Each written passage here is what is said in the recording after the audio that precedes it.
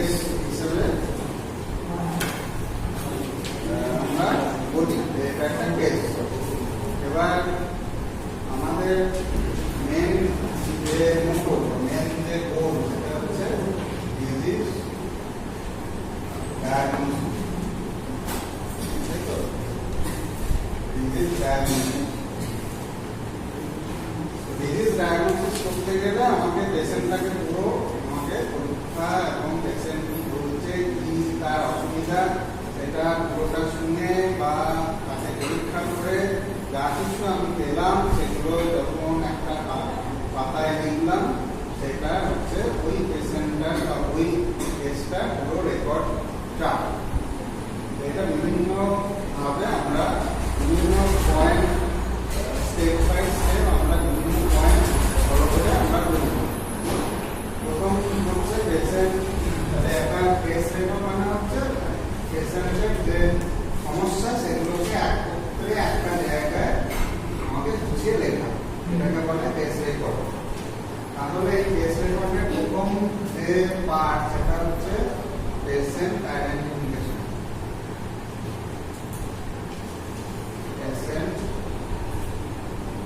Identification এখানে কি আছে? এখানে এক নম্বর হচ্ছে নেম,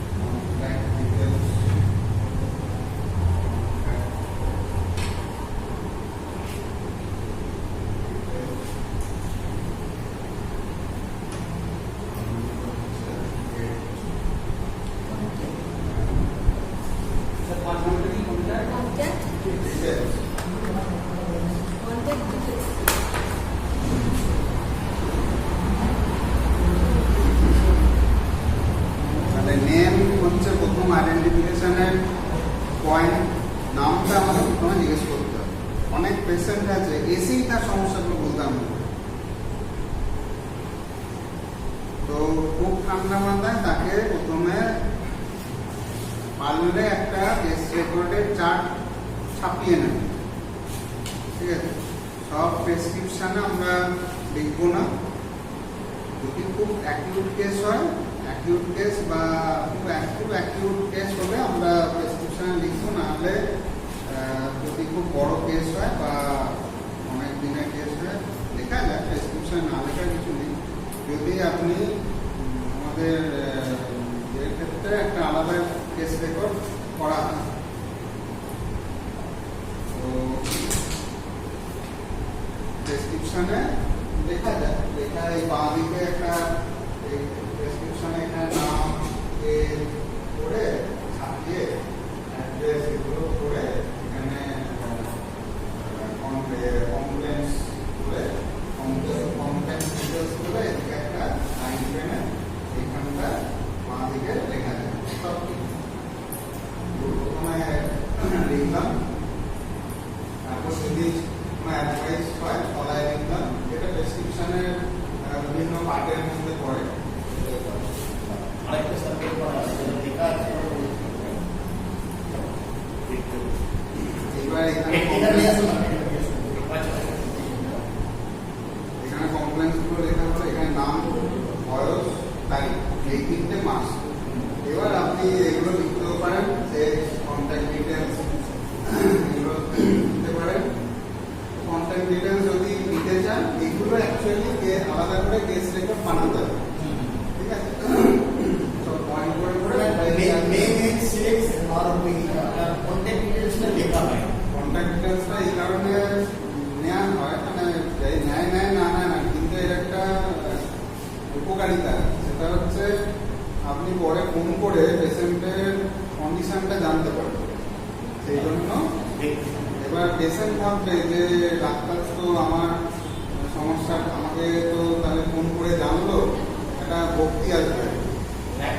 তো এইটার জন্যই কন্ট্যাক্ট ডিটেলসটা নেওয়া। ডেট টাইম তো টাইম অনেক সময় নাও দিতে পারে, ডেটটা দিতে পারে। এবার এইখানটা আপনার ওই যে জ্বরের যে সিমটমগুলো ছিল, যেগুলো সার্টিফিকেটে ছিল, এগুলো সব এখানে হাইপার ভাইরাসিয়াল ইন্ডিয়ান টেম্পারেচার মেপে এখানে লিখে দিলেন। এইবারে আপনার অ্যাবডোমিনাল প্রবলেম, ডায়রিয়া, কনস্টিপেশন এগুলো লিখলেন।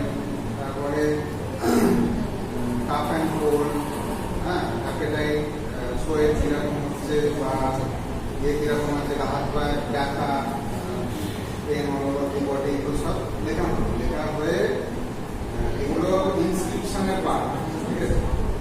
ইনস্ক্রিপশন হয়ে গেল। ইনস্ক্রিপশনে এখানে কমপ্লেন্স লেখা হলো, এখানে ওষুধ লেখা হলো। ওষুধ মানে শুধু ওষুধের পার্টটা ইনস্ক্রিপশনে পড়ে। ওষুধের পার্টটা লেখা হলো, তার পাওয়ার লেখা হলো, ঠিক আছে? যদি অ্যালোপ্যাথি হয় ওষুধের নাম, পাওয়ার, এগুলো লিখলাম। সাবস্ক্রিপশন এবার আসছে। এটা হচ্ছে সুপারস্ক্রিপশন। এইটুকু ইনস্ক্রিপশন, কমপ্লেন্স লেখা আর ওষুধের নাম লেখা। সাবস্ক্রিপশন হচ্ছে এই ওষুধগুলো এবার ফার্মাসিস্টকে কিভাবে বানাতে বলবে এবং তার ডাইরেকশন কিরকম হবে, মানে হাউ টু ইউজ, মানে কিভাবে খাবে, কখন খাবে, খাওয়ার পরে আগে, এইসব। এইগুলো হচ্ছে সাবস্ক্রিপশনের পার্ট। সাবস্ক্রিপশনের পার্টের মধ্যে আবার এখানে অ্যাডভাইসের পার্ট আছে। এই যে স্যালাইন ওয়াটার খেতে হবে, খুব ডায়রিয়া রয়েছে, স্যালাইন ওয়াটার খেতে হবে, রিচ খাবার অ্যাভয়েড করতে হবে। এই যে ইয়েগুলো, সুগার হলে গ্লুকোজ অ্যাভয়েড করতে হবে, গ্লুকোজ কন্টেনিং ফুড অ্যাভয়েড করতে হবে, এগুলো এখানে লেখা হবে। আর সিগনেচার করে, সিগনেচার করে, এটা সিগনেচারের পার্ট। অ্যাডভাইস করে সিগনেচার, এটা সিগনেচারের পার্ট। সাবস্ক্রিপশনের মধ্যে আপনি এগুলো লিখে ওই টেস্টগুলো লিখে, যদি কোনো টেস্ট করতে দেন, তাহলে এটা সাবস্ক্রিপশনের পার্টে আছে।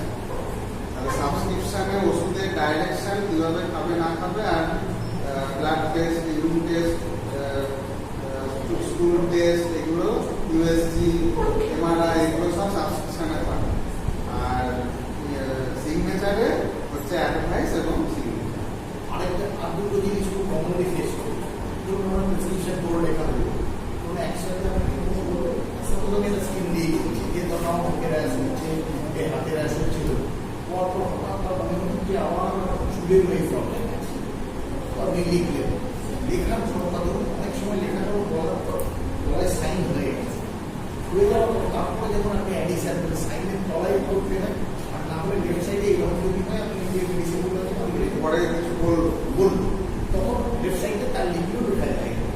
এই জন্য ওই কেস রেকর্ডটা সব থেকে বেস্ট। আপনি যদি আলাদা করে পড়ে নেন, মানে একটা ডিপি করলেন, করে ওটাকে জেরক্স করে রেখে দেবেন, যা লিখবার ওখানে লিখবেন। আর প্রেসক্রিপশনে যে প্রেজেন্ট কমপ্লেনটা লিখে, অ্যাডভাইসটা লিখে, যেটা ওষুধগুলো লিখে সাইন করে দেবেন।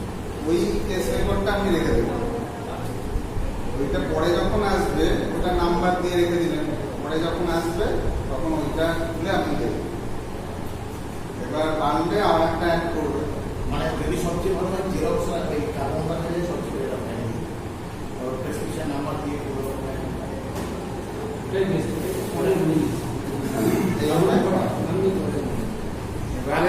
আগে প্রচুর তারপরে এমন হতো ব্যক্তিরা আপনার অনেকের দিকে প্র্যাকটিস করতে হতো, শুধু কত নম্বর 76 নম্বর, ও পুরো ফাইলের পুরো 76 নম্বর। এবারে নেক্সট হচ্ছে এটা হয়ে গেল পেশেন্ট আইডেন্টিফিকেশন। এবার হচ্ছে প্রেজেন্ট কমপ্লেন।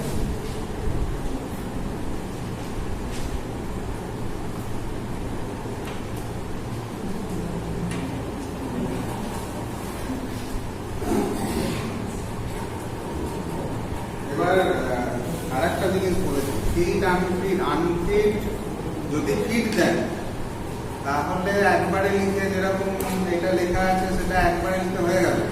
আর যদি আপনি ধরুন পেশেন্ট দেখছেন, এখন তার 2 সপ্তাহ রেস্ট, ধরুন পক্স হয়েছে, সেক্ষেত্রে তো আপনাকে আনফিট দিতে হবে, আরো 2 সপ্তাহ বাড়িতে রেস্ট।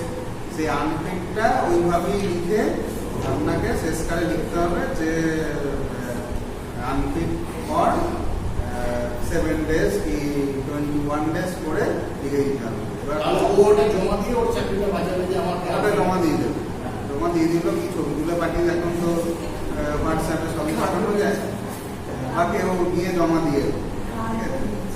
এটা জমা দিলে আমার এখনো উইকনেসটা আছে। যদি ধরুন জমা নাও দিল তাহলে পরে দিলেও হবে যে আনফিট দেওয়া হয়েছে তারপরে ফিট হয়েছে, দুটো একসাথে জমা দিলেও সেটাও জ্ঞান হয়। সেটা নেই, কারণ যে চাকরি করে কলকাতায়, ধরুন কোন জায়গায় চাকরি করে, সে বাড়িতে দিতে যাবে, একটা বাইক ফোন বলে দিল যে একটা আনফিট করে আনফিট ফিট দুটো এবার একসাথে জমা দিতে হবে। ডক্টর দুবার তো লিখে দেবে, কারণ ফিটের জন্য একবার ফিটের জন্য এবার ওইখানে শেষকালে লিখে দিতে হবে যে he is unfit for 21 days and they take totally complete rest. bed rest. Advice to take complete bed rest. এইভাবে দেখি শেষ করবো, তাহলে আর কোনো ঝামেলাটা থাকবে না। এবার শুনে আসছি সিএমএস এর ক্ষেত্রে এদের তো একটা নাম্বার দেওয়া হয়, এই নাম্বারটাই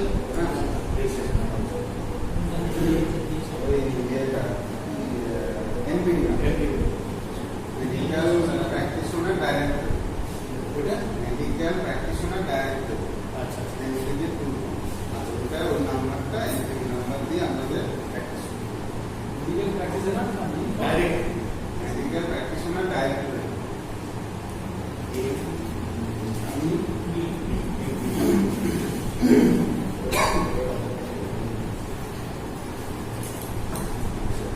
প্রেজেন্ট কমপ্লেন্সের মধ্যে কতগুলো পয়েন্ট আমাদের অবলম্বন করতে হবে, সেটা হচ্ছে location, sensation, radiation, onset,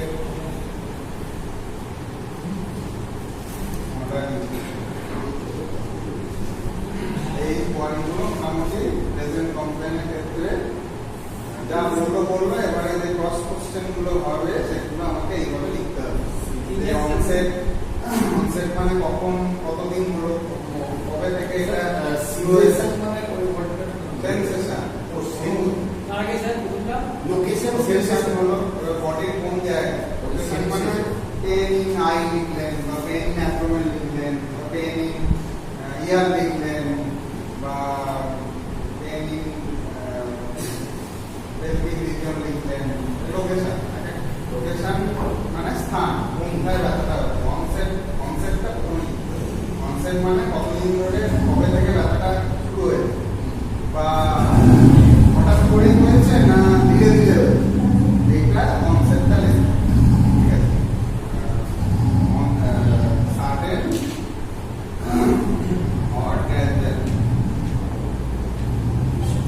sudden or gradual, হঠাৎ করে হয়েছে বা অনেক দিন ধরে ধীরে ধীরে হচ্ছে, আজকে খুব বাড়াবে, এটা হচ্ছে গ্র্যাজুয়াল। লোকেশন মানে দেহের যে অংশের সমস্যা, সেন্সেশন মানে হচ্ছে ব্যথাটা কিরকম, ঠিক আছে, খুব থ্রবিং সেন্সেশন হতে পারে, থ্রবিং সেন্সেশন হতে পারে,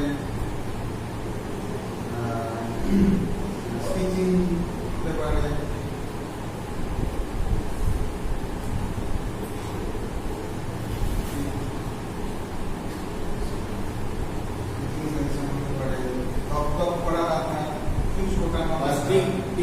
ডাল একদিন হতে পারে, সারা পেট জুড়ে ব্যথা, ডাল একদিন সেন্সেশন, পেন, এরকম বিভিন্ন ধরনের হয়। Electric shock light, electric light, pain, হঠাৎ করে আসছে আবার চলে যাচ্ছে ইলেকট্রিক লাইট, এটা হলো রেডিয়েশন। মানে হচ্ছে যাচ্ছে বা হাতের ওপর থেকে নিচে যাচ্ছে না কোমর থেকে পায়ের দিকে যাচ্ছে, এইটা মানে কোন জায়গা থেকে শুরু করে কোন জায়গায় যাচ্ছে যদি পেশেন্ট বলে তবেই লিখবেন, নাহলে লেখা দরকার নেই। পয়েন্টগুলো ব্যথা যন্ত্রণার ক্ষেত্রে এগুলো আসছে। আমরা আমরা যেগুলো প্র্যাকটিস করবো একটু লেখাপড়া থাকলে বেশি ক্ষেত্রে আমরা বুঝবে সামনে কিছু ডাক্তার বুঝেছে। এটা হয়ে গেল। এবারে হচ্ছে history of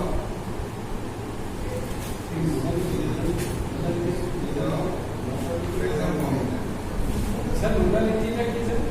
modality aggravation aggravation বাড়া কিসে বাড়ে আর কিসে কমে। তো বললো হয়তো শুলে আমার ব্যথাটা কম থাকছে, হাঁটা চলা করলে ব্যথাটা বেশি থাকছে। খিদে লাগবে যন্ত্রণা বেশি হচ্ছে, আর খেলে আমার যন্ত্রণা বেশি হবে। হ্যাঁ, খেলে ব্যথা বেশি বেড়ে যাচ্ছে, বা খালি পেটে ব্যথা হচ্ছে বেশি, এগুলো বাড়া কমাটা হয়ে গেল। আরেকটা থাকে অ্যাসোসিয়েটেড সিম্পটম। অ্যাসোসিয়েটেড সিম্পটম মানে হচ্ছে এই সমস্যার সাথে অন্য কোনো ধরুন টনসিলাইটিস হচ্ছে, তার সাথে সাথে আপনার পেচ্ছাপে যাবে, মানে দুটো জিনিস একসাথে হচ্ছে। টনসিলাইটিস একটা অ্যাকিউট প্রবলেম, তার সাথে সাথে দেখা যাচ্ছে যে পেচ্ছাপে জ্বালা হচ্ছে, তখন সেটা অ্যাসোসিয়েটেড সিম্পটম হিসেবে লিখবে। Associated symptom.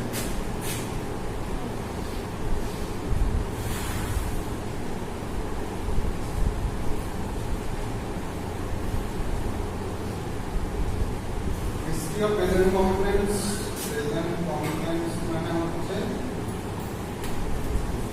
এই যে এখন সমস্যাটা নিয়ে এসছে, এটা আগে কোনোদিন হয়েছিল কিনা, যদি না হয়ে থাকে মিটে গেল, আর যদি হয় তাহলে তখন কিরকম ভাবে সমস্যাটা তৈরি হয়েছিল, কিরকম ভাবে ট্রেন কোন জায়গা থেকে কোন জায়গায় গিয়েছিল, এভরিথিং সব প্রশ্ন এটা আসছে। হিস্ট্রি অফ প্রেজেন্ট কমপ্লেন, এই এখনকার সমস্যার ইতিহাস আগে হয়েছিল কিনা সেটা জানা, এবং কিভাবে যদি হয় কিভাবে, এটা হচ্ছে হিস্ট্রি অফ প্রেজেন্ট কমপ্লেন। তারপর হচ্ছে পাস্ট ইলনেস।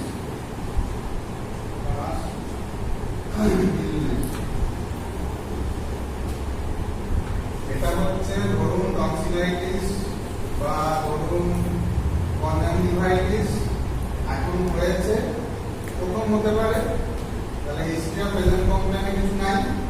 আর যদি এর আগেও 2-3 বার কনজাংটিভাইটিস হয়ে থাকে তাহলে হিস্ট্রি অফ প্রেজেন্ট কমপ্লেনে লিখতে হবে যে দুবার আরো আগে হয়ে গেছে, ঠিক আছে। বা পেচ্ছাপে জ্বালা হতে পারে, কিডনি রিজিয়নে পেন হতে পারে, সেটা ড্রয়িং দিয়ে রেডিয়েট করতে পারে, তাহলে স্টোন প্রবলেমটা আসছে, মানে কিছুটা ডায়াগনোসিস আমরা করতে পারছি যে আগেও পিঠে পেছন দিকে ব্যথা হয়েছিল, ব্যথাটা নিচের দিকে নামছিল, কিন্তু ওষুধ খেয়ে ওটা কমে গেছিল, কিন্তু এবার খুব বাড়াবাড়ি তাই এসেছে, তাহলে হিস্ট্রি অফ প্রেজেন্ট কমপ্লেনে ওইটা লিখতে হবে।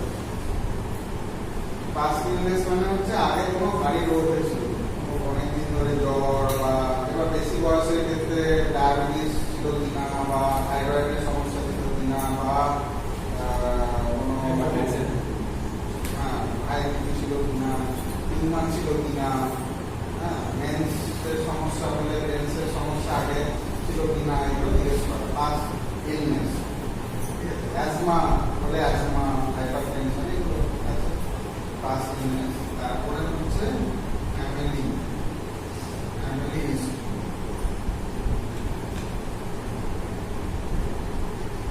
বংশগত, বংশে কোনো রোগ, ক্রনিক রোগ আছে কিনা সেটা,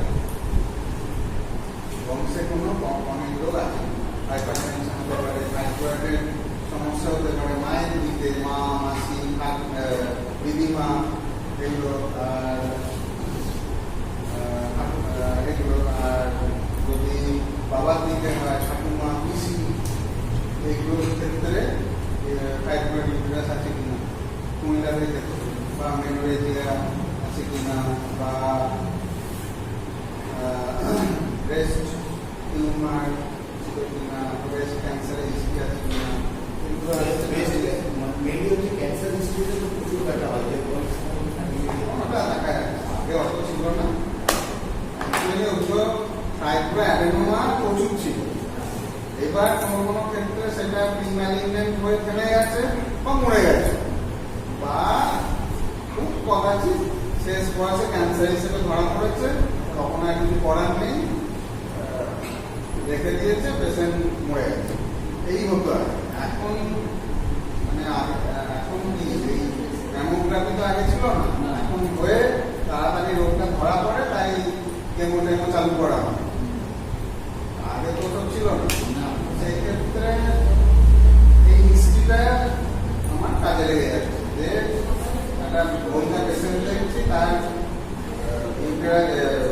ব্রেস্টে উঠলে উঠলে দেখা যাচ্ছে, নড়ছে এবং বেশ শক্ত। সেক্ষেত্রে ফাইব্রোঅ্যাডেনোমা হতে পারে, প্রি ক্যান্সারাস হতে পারে, অথবা ক্যান্সারাস হতে পারে। তো সেক্ষেত্রে আমাকে অবশ্যই ইয়ে করতে হবে, এফএনএসি করতেই হবে।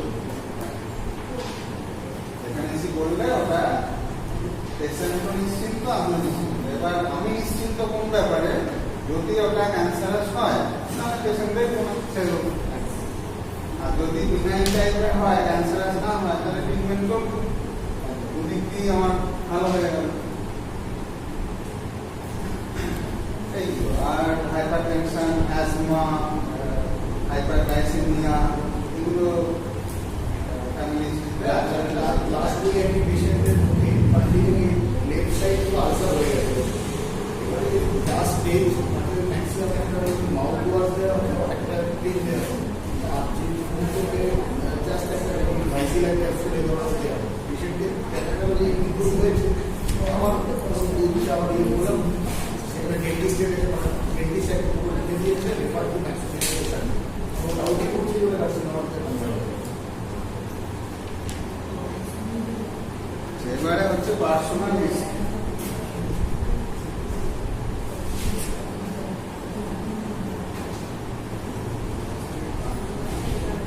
এবার পার্সোনাল হিস্ট্রি নিয়ে তাকে দেখতে হবে, তাকে গাড়ি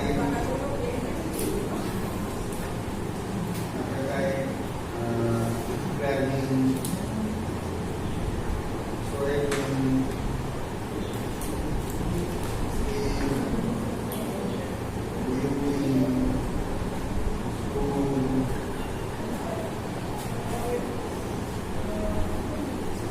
মাইন্ড, মানে তার রাগা বা রেগে যাওয়া করে কিনা, বা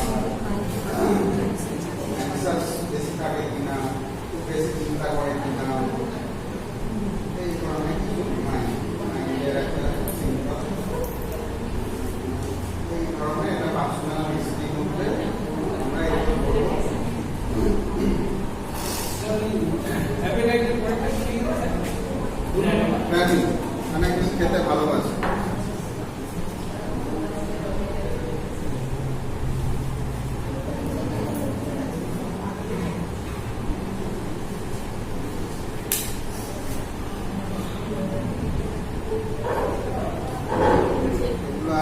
এইবার এক্সামিনেশনের পার্টটা ঢুকছে। এবার এক্সামিনেশন পার্টের মধ্যে আমাদের অনেকগুলো এক্সামিনেশনের মধ্যে এক্সামিনেশন পার্টটা ঢুকছে। এবার এক্সামিনেশনের মধ্যে আমাদের জেনারেল এক্সামিনেশন একটা আছে, নম্বর হচ্ছে লোকাল এক্সামিনেশন, তারপরে হচ্ছে সিস্টেমিক এক্সামিনেশন।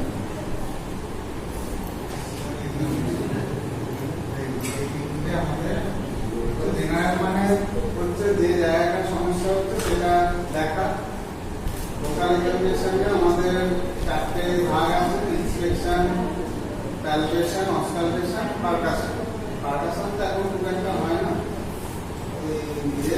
ইউএসসি করতে দিতে হয় বা এক্সরে করা হয়। আর ইন্সপেকশন মানে চোখে দেখা, পারকাশন, প্যালপেশন মানে টিপে ডিপ বা সুপারফিশিয়াল প্যালপেশন করে দেখা হয়। আর সিস্টেমিক এক্সামিনেশন আমার হাতের অস্কালটেশন দেখা হয়। এরপর ল্যাব ইনভেস্টিগেশন, ল্যাব ইনভেস্টিগেশন,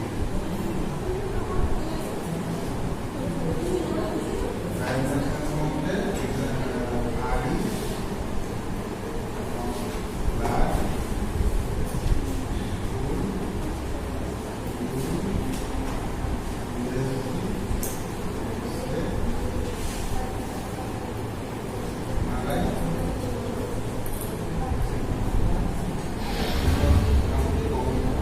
আড়ি ব্লাড লেখা হয় না, সিবিসি লেখা হয়।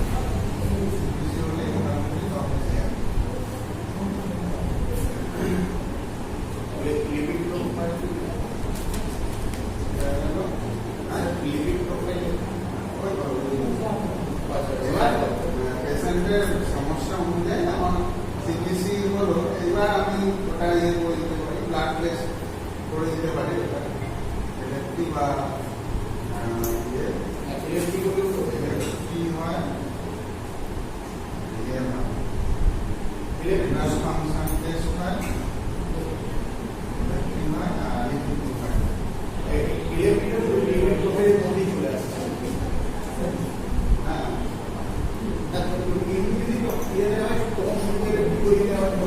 প্রোফাইলে আপনার ক্রিয়েটিনিন, কোলেস্টেরল এগুলো আছে। হ্যাঁ, এলএফটিতে আপনার আরেকটি রেনাল ফাংশন আছে, আরেকটি রেনাল ফাংশন ক্রিয়েটিনিন আমরা দেব, creatinine creatinine, sodium, potassium, total electrolytes টাই আছে।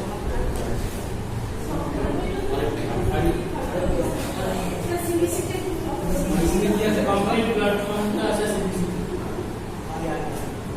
এরপরে বাড়িতে গিয়ে ব্লাড নরমাল হিমোগ্লোবিন সিবিসি আছে। পরে সেখানে আসছে প্রফেশনাল ডায়াগনোসিস। আর যেমন আমি লিখে না সবাই সারি সিসিসি তাই পড়ে, আরি স্কুল আর ইউনিটটা লিখে। হিমোগ্লোবিন সিবিসি के साथ হচ্ছে আর এখন তো লিখে টোটালটা বড়াই সিবিসি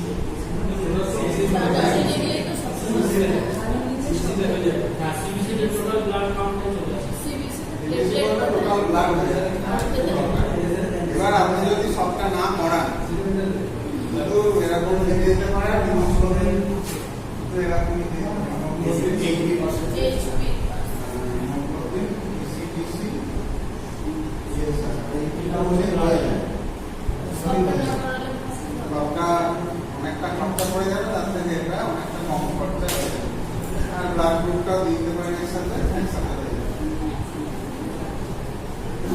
এবার প্রফেশনাল ডায়াগনোসিস করে প্রেসক্রিপশন।